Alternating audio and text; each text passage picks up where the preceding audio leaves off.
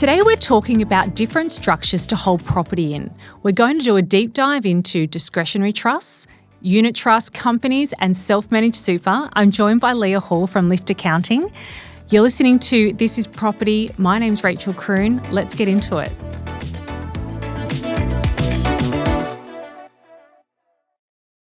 Thank you for joining us again, Leah. If anyone hasn't listened, we have done an episode on top tips for property investors from a tax accountant, episode 722, and we decided to do a deep dive into property structures. So for those who haven't listened to that episode, tell us a little bit about yourself, Leah. Yeah, thanks for having me back. Thanks for coming. So as you said, I have an accounting practice called Lift Accounting. We've been operating now for over 20 years. And I guess personally, I have a passion for property. So this is a really natural conversation for me. Investing in my first one when I was 19 and sort of still going, and then helping many property owners over the years from a tax and structure perspective. Yeah, thank you so much for joining us again. Now, I think the big question about property structures is why. And we spoke about this last time we caught up. So, and I know there's a lot of buzzwords around trusts and companies, and there's a lot of benefits for those things. But I think the thing that we did touch on is the why you would actually do these things. And I am not pro or against buying in different structures, but I am pro people getting the right advice. And generally when people talk to us about different structures like a company or a trust, the first thing we say is go and talk to your accountant about that before you make any decisions about structure. So when somebody comes to you and talks about structures, how does that conversation start? Yeah, and I think I touched on this, and you've said the word a couple of times. It's always the why. You know, what is the end goal? What's the purpose for buying the property? What's their long-term goal? Are they wanting to build a large property portfolio? Are they looking at buying their first property? So you know, there's the easy and more common way, which is buy it in your own name or with yourself and your partner. You know, that's really common, and that's easy, and it's normal, and it's lower cost, a lot less complex, and it would probably suit the majority, really. For their personal names. Yeah, that's right. And looking then at going into trusts, you know, lots of times I'm sure they come to you as well, and it's not really proper advice. It might be pub advice or side the netball court advice or something. Or influencer advice at the moment. Yes, that's huge, isn't it? Yeah. So, you know, I guess maybe we'll just go through the options other than individually held, which I think most of your listeners would probably be aware of and have. That's right. So so other than individual names, what would be the main, I guess, structures that people would hold property in? What would there be? Trusts? What else would there be? So you'd be looking at trusts, companies, super funds. Yeah. And then you'd throw partnerships in there as well. Yeah. That's not too different though, really, to just, you know, holding it into individual names. You and I having a property as tenants in common versus having a partnership in place. The end result is very similar. Just sometimes around GST and things, there's a requirement to have an actual partnership. So why don't we start with the most common, which would be trusts? Yeah. So I don't know, from a borrowing perspective, that can have some advantages. And I think that's what a lot of property investors are getting drawn to the trust side of things, because it could increase borrowing capacity. But tell me the reasons why somebody would buy in a trust. Yeah. So the main reason, so first off, let's just say there's two forms of trust. Yes. Well, there's many forms of trust, but let's focus on the two.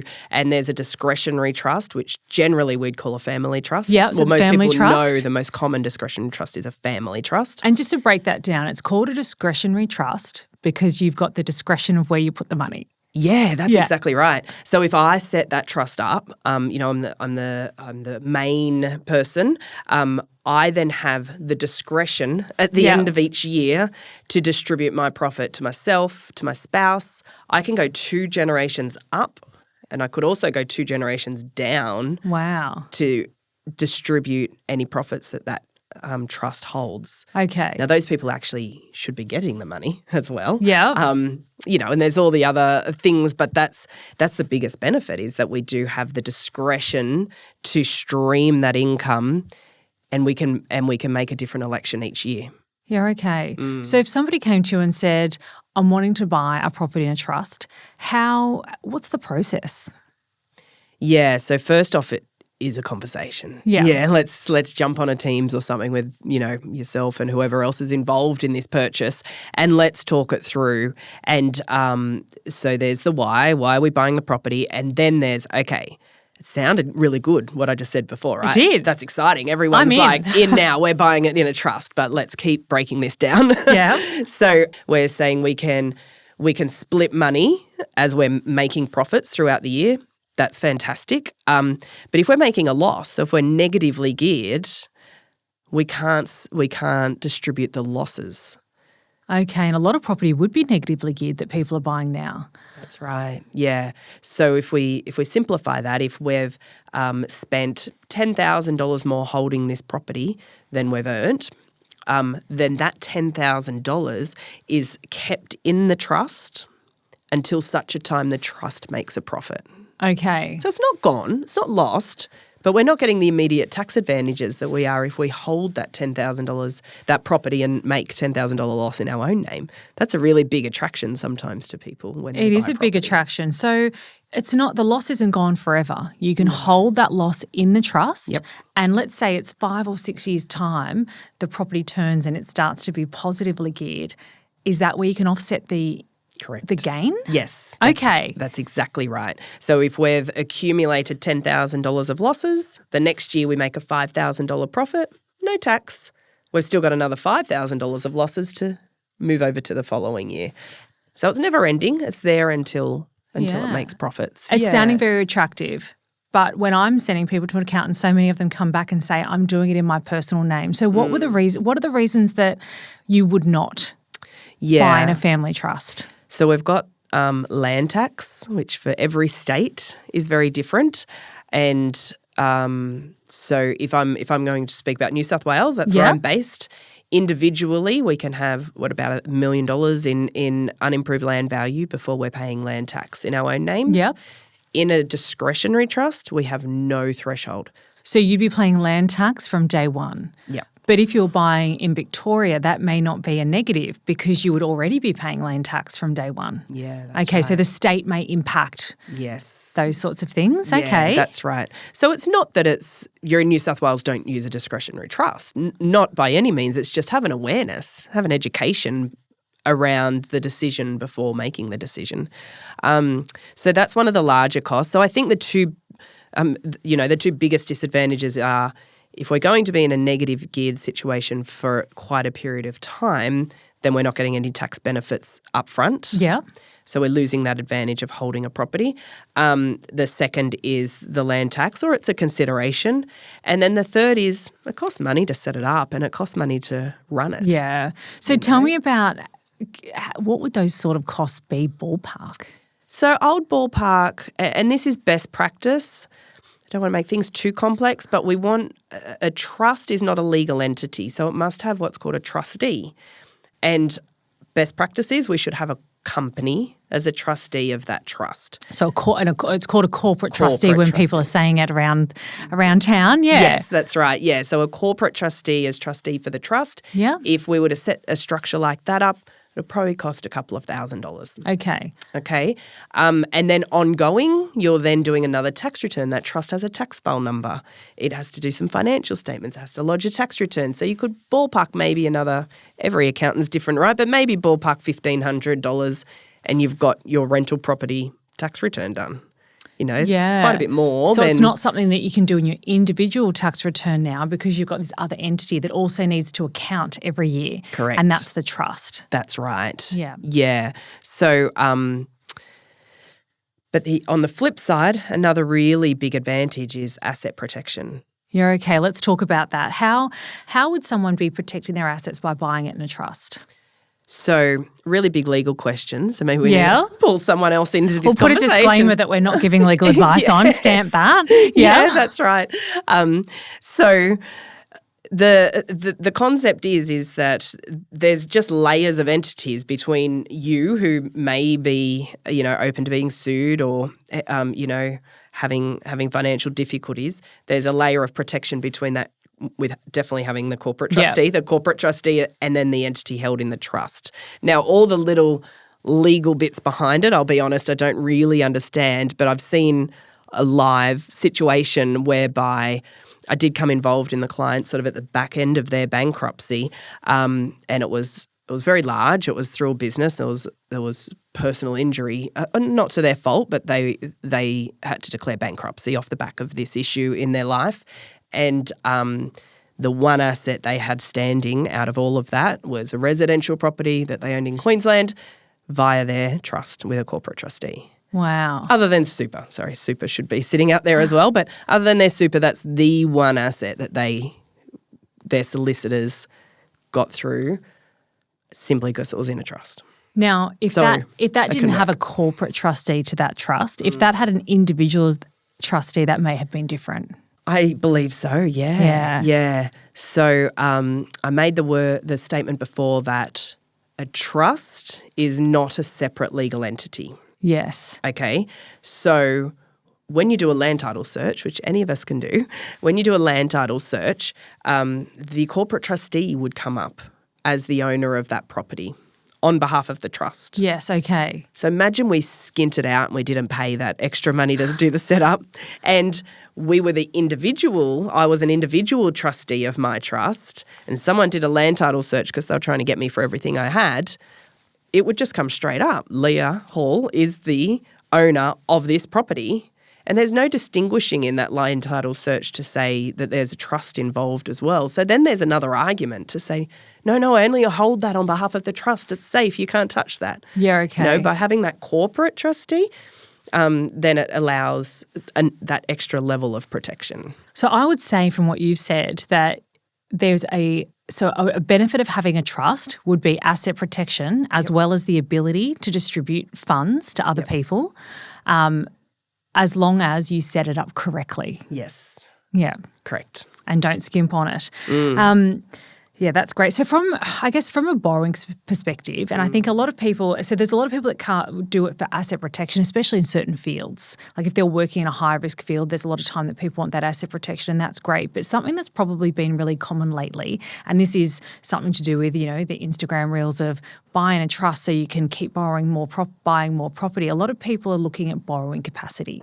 And it is a valid strategy, but I guess it has a couple of little, a little thing that you need to consider when people are using it for borrowing capacity. So if somebody was buying a property today and they were going to put that in a trust, from a banking perspective, they need to be able to service that loan now that they're buying. Yep. However, if that trust, when they're buying their next property and that trust is starting to look after itself, we could get a letter from an accountant that says, that property in that trust is taking care of itself, and then the bank can ignore that for their next property. So we talk about that negatively geared property that people are buying, because a lot of them are negatively geared. What would somebody need to actually show to get that letter from an accountant to give to the bank to say that that trust is looking after itself? Yeah. Bank letters and accountants aren't generally friends. And our professional bodies are putting really hard pressure on us. But if we're stating fact, it's okay. Yeah. So if that property, if the rental income is not covering the costs of operating the property and the cost of the trust, then the accountant shouldn't really do the letter. So what do we need to show is we need to show fact that it actually does hold itself. Which is possible, right? Like it definitely happens. But maybe not from year one. It might be year 5. So I think when we're talking to people about trust as a possible strategy and they're getting that advice from their accountant, the timing's really important. So it's not a quick strategy conversation. It's not, well, I'm going to buy this property in a trust today and then tomorrow I'm going to go and buy my next property and we can ignore it. It's when that property is looking after itself and you're ready to buy multiple properties. If you've got a strategy that you're going to be buying 6 properties over your journey, buying these first 2 in a trust back here might have some merit, but let's plan that out first, because it's going to be when they're actually taking care of themselves, because that could be a number of years away. Yeah, and I think that goes right back to how we started the conversation, as in, what's your plans? Why are we doing this? What is our trajectory? So if it's like, I just really want to have one rental property, maybe trust is still an option, but maybe not as But well. it might be if your goal was to have one property, maybe you're doing that just for asset protection rather than the lending and the borrowing capacity. But so if again, that knowing your person's whys. goals is to hold a portfolio of properties, then it's more likely a larger conversation to have around trusts. Yeah, great. Is there anything else that you think we need to cover about trusts? Well, that was just discretionary trust. That's just discretionary trust. So what other types of trusts are there? So I think the other two main types of trusts we should cover is a fixed trust, which an example is a unit trust. Okay. And a self-managed super fund is a form of trust as well. Yeah, okay. So let's talk about unit trust first and then we'll come back to super funds. So tell me, what's a unit trust or a fixed trust? Yeah, okay. So when we're saying fixed, it's the total opposite to what we said about discretionary. Yeah. Right? It's fixed. So if you and I wanted to purchase a property together and, you had $500,000 to put in and I had $400,000 to put in, then we don't want there to be any discretion around who gets those profits. You're entitled I want my share. to your share and I'm entitled to less, which is my share. And they're fixed. So we physically buy a unit in a unit trust. Okay. And then the unit trust itself buys the property. And it I've can seen those borrow. as trading entities too. So I've seen people have a business that's a unit trust. So you can have, because they're maybe partners that aren't romantic couples, there's 4 business partners, they're running a unit trust because they own 25% each. Correct. So you could use that structure to buy property. Yeah. Yeah, okay. And where I see it commonly used is in development. Yeah. So unrelated business partners coming together to do a development. And you'll see a fixed unit trust used regularly in that state. And also, make things complex here, sometimes a self-managed super fund is involved as a unit holder in those developments as well. Yeah, I've seen that with the medical centre. Yes. Yeah. It can be a great structure. Lots of little rules, not something we're unpacking right now, I know. But so, when we just think of a fixed unit trust, that's the very big difference. So if we use that same example, we've made $10,000 of profits within that unit trust throughout the year, then, and in my example of our split, then you would be getting your share and I would be, if we were at 60-40 split, you'd be getting $6,000 of that profit into your tax return and I'd be getting $4,000 of that profit. Do people tend to hold property long term in a unit trust, or do you see it more people are doing a development or a commercial kind of thing and then they're selling it and moving on? Yeah, I'm generally seeing development. Yeah. Sometimes I do have a couple of clients who have more of a longer term unit trust in place for maybe some commercial property because they may not have had one entity that quite had enough money to do it solo. Yeah. So I've had two entities involved, but it's still very structured. Yeah. So the same rules apply though in relation to distribution of losses. Okay. So how do you distribute losses through a unit trust? We don't. They're held in the unit trust until such a time the unit trust makes profit. So we're still, not able to benefit from the losses or negative gearing if there is one in a unit trust property. So do you think people would be more likely to use a unit trust if it was going to be something that made profit? Yes. Yeah. Yeah. Can you and unrelated parties. Unrelated parties. So have you got an example of someone that set up a unit trust and why they did it? The main ones is development. Yeah. Yeah. So I'll see particularly, a couple of main unit holders and maybe they'll pull in an extra person here or there for different developments, but they will source the land. Everyone will put cash in, buy land with cash. They'll go to the broker. Yeah. They'll get finance for the build and it's very fixed. So one of those unit holders may be owning it in their self-managed super fund, they're cashed up. The other unit holder might own their units via their family trust. The other one might have it in their wife's name. Yes. And so those, I always speak to those people about having the ability to hold it long term should they have to in case the market, market turns on them. But otherwise their intention is to build, sell, move on, do it again. That's great. Yeah. And from a lending perspective with a unit trust, generally we see it on the commercial side of lending. Yes. So it's generally a commercial loan, and we're generally going to the commercial side of the bank to get finance for that kind of thing, because generally it is something that has some sort of development flair to it. Yeah. And so you can, just like with that family trust, it can get locked in. So it doesn't need to be included in their personal lending, as long as, again, they can get that letter saying that actual development in that unit trust is covering itself. Yeah, okay. And that's when they can ignore it on their personal side moving forward. But again, if it's not covering itself, that doesn't work. That's right. Yeah. And I think that's, for myself anyway, that's really interesting. Learn on the way that the banks are looking at trusts. Yeah. It's very different. And just to I guess to caveat that, it's not all banks. And so when we talk to people about their long-term strategy, it's really important to know not all banks look at it that way. There's only maybe 3 or 4 out of a big suite of banks that will use these rules and ignore these trusts. So I would hate to see people build a long-term property strategy based on a little niche, I guess, policy that may not always be there. Like banks, lending and policy changes all the time. Yeah. So I wouldn't want to go, oh, well, I know that that's going to still be there in 5 or 10 years' time when I can use this policy. So imagine if you were paying land tax on all these properties, not having all these benefits, paying all this money for all these entities, and then in 5 years' time when you could actually use it, the banks weren't looking at it that way anymore. Yes. Yeah. Yeah, you don't want to make your whole future structure in line with something we've got no control over. That is right. So you want to make sure it all fits in line with your whole strategy. You're not just looking at this one thing of borrowing capacity. You're thinking, are there other reasons that I'm doing this? Yeah. Other than borrowing capacity? Is this in line with the long-term strategy that I have? And for some multiple investors, it is. But you just need to know that, like you said, that why. Why are we doing it? Yeah. Yeah. And can I just flip back a question on that? So ultimately, if you've got those investment properties in a trust, then it's not going to impact, with these lenders and the current policies, it's not going to impact your borrowing capacity to buy a new home. No, it's not. If you can get that letter from the accountant that says that particular trust or that particular unit trust or that particular company, which we'll go into a little bit later, is covering itself. We use the term washing its own face. So, okay. Haven't heard that one.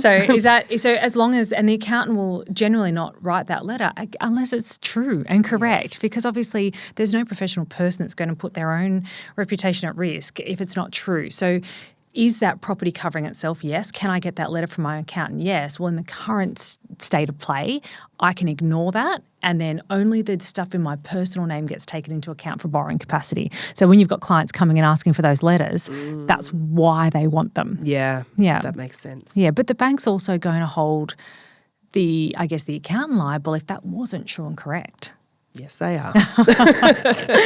Well, we might have a break and we'll come back and talk about the other entities being companies. Awesome. This is Property is brought to you by Sphere Home Loans. Sphere Home Loans is a mortgage broker that helps our listeners all around Australia. So, if you want to get into your first home sooner, looking at upgrading, an additional property, or want your current mortgage reviewed, just search Sphere Home Loans or click the link in the show notes, and their dedicated brokers will be able to help you wherever you are. If you are, however, after personal financial advice, don't get it from a podcast. If you would like help based on your own personal situation, head over to moneypodcast.com.au, click Get Help, and we'd be happy to introduce you to one of our trusted professionals. That's moneypodcast.com.au and click Get Help. We are back and we've talked about discretionary trusts, we've talked about fixed trusts, and now I wanted to move on to another one that is getting a little bit of airtime, companies. So, Leah, tell me why somebody would buy or why somebody wouldn't buy a property in a company name. Okay. There's probably a little bit to unpack here, and I think it is a very unusual thing to purchase a property in a trading company.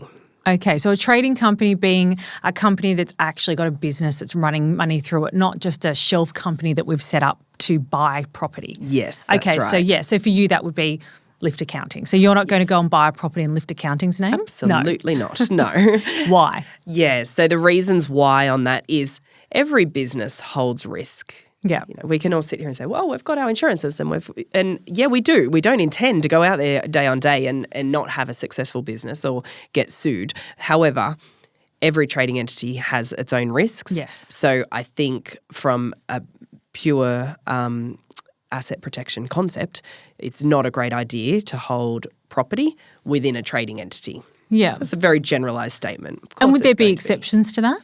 I think there could be. I think you can see some builders sometimes buying property, and I would view sometimes when they're doing things like that, it could be a show, like a display home that they're building, or their pure intention is a very quick hold. They buy, they reno, or they build and they flip it. When I said is there exceptions, I was thinking builders in my head. Yeah, so there can be, and that could still be a discussion if it's the right entity, but in the end, it's sort of seen as part of their business. Yeah. It's not a separate, it's not like me, in my accounting firm, I'm not An accountant's not property. going to buy a property in their trading name, but somebody that's their core business, that could be an exception. There could be the exception there, for that conversation.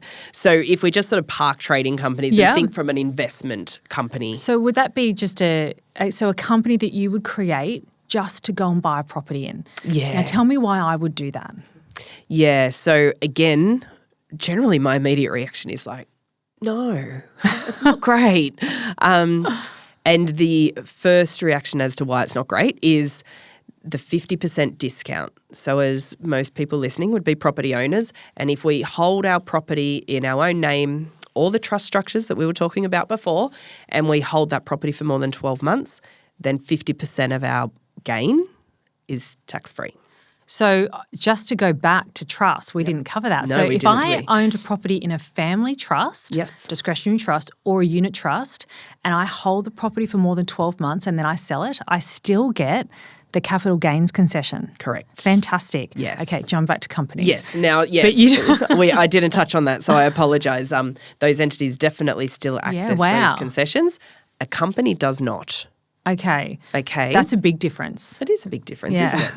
So then also these investment companies will pay tax at a rate of 30% of tax.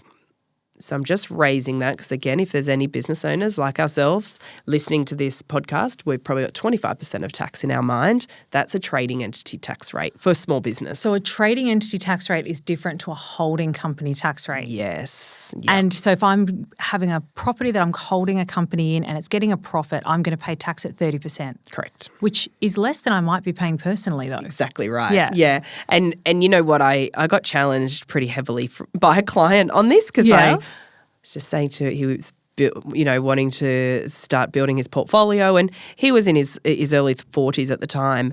I'm like, no, we're not putting it into a company, and you're not getting your 50% discount. And we can all learn from everyone, right? So he kept pushing back at me, and when we really broke it down, this gentleman now has some property in a company. So why did he do that? Tell me what was different for him. Yeah, so where his mind is he has absolutely no intention of working until he's 60. He was earning very high income in his own name. So he was already in top tax rates personally. And he really didn't have any intention of them being negatively geared for long. So in his mind, if he ended up selling it, well, he will end up selling, but when he ends up selling at the company rate, he'll pay 30% of tax. He's okay with that because for all the years he's held it, he's also only paid 30% of tax on the earnings. He isn't living off that money. He's sort of seeing it like a pseudo super fund really, because he doesn't want to wait till age 60 to get these assets. So when he sells his business, which is going to happen very soon, he'll have the property and he's got all this cash in this company, and then we can filter it out to him in a very tax-effective manner as a form of income once he's sold his business and he's not on high marginal rates and he wants to live off that. So you would say that buying in a company isn't for a lot of people, but people who it fits their particular strategy can be used. Yeah, that's right. Yes. Not as often as family or discretionary trusts. Not as often at all, no. Yeah. Still good asset protection. Okay, so you still Very get the full similar. asset protection Yeah, because to if the trusts. so if he owned that gentleman that you just talked about, he's got his properties in a company. If something were to happen to him personally, is that protected because he's in a company? There's an extra layer of protection. Yeah. Yeah. I still think the lawyers would have to work pretty hard, depending on what the court Yeah. case was, of course. But there And we've is all seen definitely more things protection. like family court pierce the veil of Yes. those sorts of structures. That can definitely happen. So you don't want to lull people into a false sense of security, but you do have extra protection. Yeah, that's correct. And I think when I'm talking protection, it's not necessarily from a family court style perspective. I think that's a pretty encompass all style legislation. It's more from, any legal actions from creditors or being sued. So if I was a plastic surgeon, would I be more inclined to buy property in a company? I think you would be more inclined to buy property in not your own name. Yeah. Yes. You're in a very high risk, much higher risk industry than an accountant or a mortgage broker. Yes. Yeah. So those sorts of industries might be more interested in asset protection than, I have to admit, it's something that I've never been concerned about. So I've never been worried about asset protection when I've been buying property. I'm worried about capital gains, land tax. I'm worried about borrowing capacity. Yes. But in what I do every day, I don't feel like I'm going to be personally sued for something. But if I was, I'm just using a plastic surgeon, plastic surgeon. But if I was a plastic surgeon, I would be more worried about that. Yeah. I'd probably want to have more things in place to separate me from my property. Yes. Yeah. I think that was a great example. I know in speaking with clients previously, I've used the example of if you've got a horse riding school or, they're just industries that if something goes wrong, it's really gone wrong, Yeah. If I do a tax return wrong, I'll fix it. It's not going to destroy anyone. So it would be industry specific why people may choose to do companies, trusts and all those things if it was for asset protection. Yes. There's a lot of pros to these sorts of structures, as long as people understand all of the other things involved. That's exactly right. Now it's really individualised. Yeah. So Yeah. you touched on something when we talked about unit trust, and I think we've got time to go into it, which is you talked about super fund lending. And I know it's different to normal things out of super because it's such a long time before we can access super. But tell me about that because that's a different type of entity. Why would someone buy in their super fund rather than their personal name? Yeah. How long have we got? 15 minutes. I nerd out a bit on this stuff. You love super funds. I do love super funds, and it's something that we do a lot of, and we get a lot of inquiry about. And I think it's something that not all accountants really like. I don't know what attracted me to them all those years ago, but I'm still there and I still love it, and so therefore the team end up loving it because we're exposed to it so much. So so. As I said, we get a lot of inquiry about self-managed super funds, and we would turn more people away from setting them up or maybe send them away with some goals to reach before they establish an SMSF. Then we actually jump in and assist with. Yeah. And it's because they're a structure that is amazing for the right person. Yes, okay. And for the right reason. So what would some of the reasons be that people might buy a property in their super fund? The one that I love that I just think works really, really well is the business owner who wants to own their own premises. I did that. I love that. Yeah. And tell me what's beneficial about that. Well, what better tenant can you get to start with? Yeah. But secondly, we're in business, so, we've just both disclosed that's how we've got ourselves set up. So I'll just talk openly about that. We're in business for the long term. Yeah. If, we're going to be renting these premises for the next 10, 15, 20 years, maybe longer, it's better than paying rent to a landlord. And if you've got enough money in your self-managed super fund in order to go through the process, which we'll unpack a little bit of borrowing the money, then, we're paying, the key is we must pay market value rent from our trading entity into our self-managed super fund. And it's just a great way to increase the wealth, our long-term wealth. Yeah, great. So we actually outgrew the premises that we bought in our super, and now it's got a tenant. But because we did such a great fit out, we found a great tenant, and that's fine. But when I bought that property, I thought we'd be in it for the long term. Yes. But yes, strategy can change. Yeah. Well, I got quite lucky. I outgrew the premises I purchased in the super fund, but I nicely talked to my neighbour of the complex and purchased hers and knocked the walls out. So great. I managed to get through it. Yeah. Oh, that's an excellent strategy. Yeah, so that worked well. I was lucky. So I think that's a really nice strategy. But lots of people come to us about buying residential property in their self-managed super fund. Yeah. And that what's your thoughts on that? Again, for the right people, it can work. And I think sometimes, I'll speak to someone, and I don't want to sound ageism in these statements, but I might speak to someone maybe in their 50s, and their goal is to retire at 60, and they've got a couple of $100,000 in superannuation. And I do question them pretty heavily as to why and what they think this property is going to achieve for them in that period of time they've got before retirement. It's not a cheap structure. It's not easy to set up. It costs money to set up. It costs time to set up. They're quite pricey to set up, the self-managed super funds. Yeah. I always, there's a lot of people who maybe come to us that have been wanting to buy residential property in super, and sometimes it's because they can't buy residential property in super. They've come straight from a property spruiking seminar. They've said, this is what we're going to do. We're going to put every cent we've got into super to buy this brand new property that just happens to be that this developer's selling them from this seminar that I've been to. And it is one that that's a flag for me that I go, I really want you to get some more advice. Yeah. So what would be some of the reasons not to do that? What are the downsides of buying a property in super? Yeah. So I think I might even go a little bit simpler than that, and we did touch on it in our last episode together, but I encourage that person to ask themselves, why are they buying that property? So generally we don't buy property especially residential property, for income return, right? It's not great. Maybe 2%, and that's not taking a mortgage repayment into account, 2 to 3% rent return. So we're buying that property for capital growth. Yeah. So when I've met these people out of those style of seminars, I would generally say to them, I'm not a property expert, so I don't know, but if you're standing there and as far as your eye can see, you can see vacant land that's getting developed into blocks, then why do they think in their 5-year trajectory of this property that it's going to increase or double in value? The chances, it's supply and demand. The chances are it's not. And I think that statement comes to play, whether it's self-managed super fund or whether it's in your own name. And if you're talking to someone in their 30s compared to talking to someone in their 50s, it's also very different.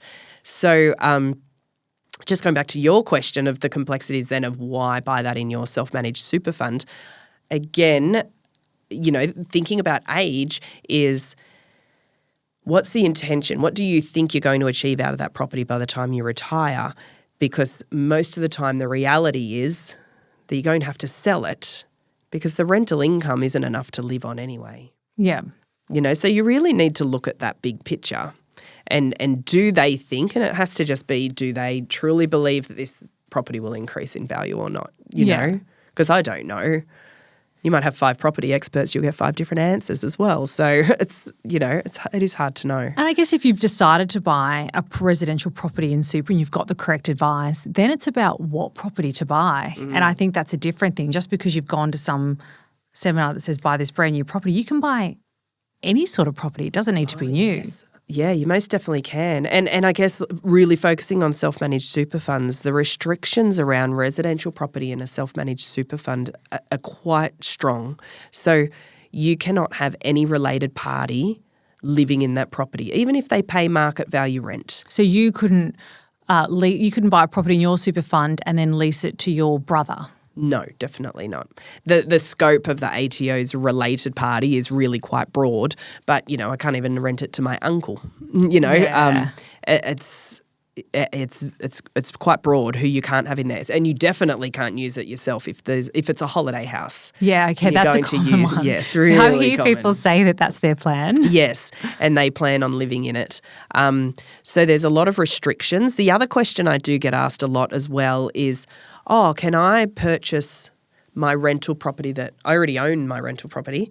Can my super fund buy it off me? Can they? No. So you cannot buy residential. So take note of that. Commercial, we can. You cannot buy residential property from a related party. Why is commercial different? I have no idea. It doesn't make sense. The rule doesn't make sense, but you can't. So as a business owner, I can release a commercial property from myself. Yep. But as a residential and super, I can't even have my granddaughter rent that property. No. Yeah, okay. That's some big differences. Yes. From a lending perspective, we can lend. So there's something called it's limited recourse borrowing. So you can do a loan in your super fund. So your super fund can borrow to buy. It was a lot more common 7 or 8 years ago. I think a lot of the banks pulled out of it, but there's still lenders that do it. We still do super fund lending. But it's always about making sure people know their whys. Why are you doing this? Because there are restrictions in super that don't exist out of super. And the restrictions are that you can't use the equity in property one to buy property two. Now, if you're out of super buying property, you get all these different benefits that you don't get in super. But one of the big ones is people think that I'll pay this one off and then I'll use it to buy another. You can't. No, not in It's super. really different. In super, Yeah. it's everything has to stand alone. And there's also the rates are higher. Yes. It's expensive. So I really want to make sure when people are doing something in super that it is that they've got the advice to say from someone reputable acting for them, that they've got that right advice that super's great for them. And then is it less you've got to put a bigger deposit. You've got to have all this liquid cash in your super. You've got to have higher rates of cost to hold. You've got to get that audited every year. Yes. That's thousands of dollars every year. Is it worth it? And I think people really need to understand, is it worth it before they do it? Yeah, that's right. So I generally start that conversation around saying, if we're borrowing in the super fund to buy this property, it's going to cost you $20,000 to get off the ground. Yeah, okay, $20,000. So but your super fund pays for that? Yes, super fund will pay for it. And maybe there's a little bit of change there. However, what would that $20,000 cover? There's a little bit of greyness in here, but accountants actually cannot set up a self-managed super fund unless the individual has sought independent financial advice first. Yeah, that's a big one. Yeah. So in that $20,000, there's an allowance there for that independent financial advice. To go and see a financial planner to get the advice to say this strategy's right for you. That's right. Yeah. Then the accountant would step in and set the structures up. And, clients who deal with us feel that's all because we have the financial planning team, it's all very, in-house, but they are very separate people and units. So we do the financial plan, then we set the structures up. Then you can, start rolling all the money over from your other super funds and speak with your broker. So that $20,000 allows for some financial advice fee, the structure costs, and then the application fees, and you're better to talk about this, but there's generally some pretty decent application fees to the banks. Yeah, I would say 5. I would allow 5. And then the solicitor, you're not generally seeing a conveyancer in these instances. You're generally seeing a solicitor, and they're costing a little bit more than a normal purchase because they're having to look through all the documents that are in the establishment. Everything's just a little bit more complex, So for someone that it did work for somebody so they've considered all these costs, they've considered the negatives, what are some of the benefits of having there's so property many in benefits, super? right? That's why we're there. We do it. Yeah. So the first is that superannuation, not just self-managed superannuation, but all superannuation pays tax at 15%. That's very different to what I'm paying tax at. Yes, that's right. So it's cheaper than any other structure that we can hold. So, if we were to sit here and think, all right, if we're operating in a company and we're paying tax at 25%, we're paying our rent into our super fund, straight away we're saving 10% of tax between it coming out of our company and into our SMSF. So that's an immediate savings. Now, we then, if we sold a property in a self-managed super fund, we would pay I'm just going to simplify the capital gains tax calculation. We would pay capital gains tax at a flat rate of 10%. Wow. Okay, so that's really attractive. That is, so I've held that property in super, I've paid it off throughout my career, and then when I sell it, I'm paying 10%. Where out of super, I'd obviously get my 50% discount, and then anything up to, you're really paying anything up to your tax rate. Yeah. So when someone asks me outside of super and I really have no other idea about their position, and they say, without a big calculation, how much CGT am I paying? I ballpark to them 25%. That's worst case scenario. You make $100,000 selling a property in your own name, you're going to pay $25,000 in tax. Really rough, but that's near on your worst case scenario. But in an SMSF, it's 10. So you make that same $100,000. It's $10,000. So that's really different. But the profit's held in your super fund, remember. So if you're 45 and you make that sale, you're still not touching the money until you're 60 and retired. But further to that, you can actually get your self-managed super fund down to zero. Absolutely no tax. Tax-free How do entity. I do that? Not yet. You need to get older. That's the first thing. So we need to be at preservation age, which for us is age 60 at the moment. So will that change? Can that change? It can change. I was 55. And it scaled out to age 60. But when they make those really big changes, there's a lot of notice. Yeah, okay. Right? So I probably am taking a guess of your age, but I don't think we're excluded from it changing in our time period, because we've still got quite a while to be able to reach our retirement. But if you're listening and you're in your 50s, I can't control any of this, but my instinct is you're not going to see that age getting scaled out in your time period, because what they do is they give us a few years' notice, and then when we went from age 55 to age 60, it went up by half a year every year. So it went to 55 and a half in one year, then 56 in the next year. So if it was released when you're 54, you might have gone from age 55 to 55 and a half, Okay. So I don't – it's something that's always announced with a lot of notice. So right now, back to our how do we get our super tax-free, we reach preservation age 60 and retire. Yeah, okay. Okay. And then I have to be retired? It doesn't – if I'm 60 and still working, I can't do this? 65 and still working, you can do this. Okay. Yes. So there is those two ages, 60 and retired, or age 65. You can still be working your 100-hour a week. And then I'm in preservation, it's called? Pension phase. Yeah. Yeah, that's right. So then that means we're physically drawing money down to live off. You're drawing a pension. Okay, so the structure needs to be put there, with your accountants can assist you to put in place. So you're physically going to draw down maybe a monthly amount that you're living off, and the moment that happens, your fund is turned into pension phase. The earnings your fund receives are tax-free, so all the rental income you receive is tax-free, interest income you receive is tax-free. If you sell the property, it's tax-free. Tax-free. And when you take the money out, it's also tax-free. Yeah, that's some huge advantages. Yeah. I knew there have to be some pros, because a lot of people are still buying in super. Yeah, it's huge. And I've had a client who sold their investment property they had. It's just over a year ago now they sold that. But self-managed super fund, had it for many years. But a few years back he spoke to me about selling it, and he was making $1 million on the sale. So it was significant money. And if you just wait a little bit, we could get this out. And so he made the $1 million and he hasn't paid 1 cent in tax. Wow. With it all structured properly. So it's a really nice structure. What I'm hearing from you is that all of these structures can be of benefit if you get the right advice. Yes. Or if it's right for you. That's exactly right, yeah. You need to look at the individual as a person. There's no cookie-cutter solution. Yeah. And then get the structure that's right. Yeah, so good. So we've covered discretionary trusts or family trusts, which are probably one of the most common. Yep. Asset protection is a big pro, and so is maybe some borrowing capacity things. Yes. The negatives are not being able to distribute losses and a little bit more land tax. Mm-hmm. Then we've gone to the less common, which is like unit trusts and companies. Yep. And then another very common one, which is self-managed super funds, which we have some pros and cons for both. Yes. Yeah. Tell me, is there any final comments that you'd like to make about any of these structures that we haven't covered? That's a deep dive. No, I think I'm looking at my notes. I think we've covered most of it. That is really good. Thank you so much for sharing all of that information. I have learned a lot myself today. If people are looking for you, Leah, how do they find you?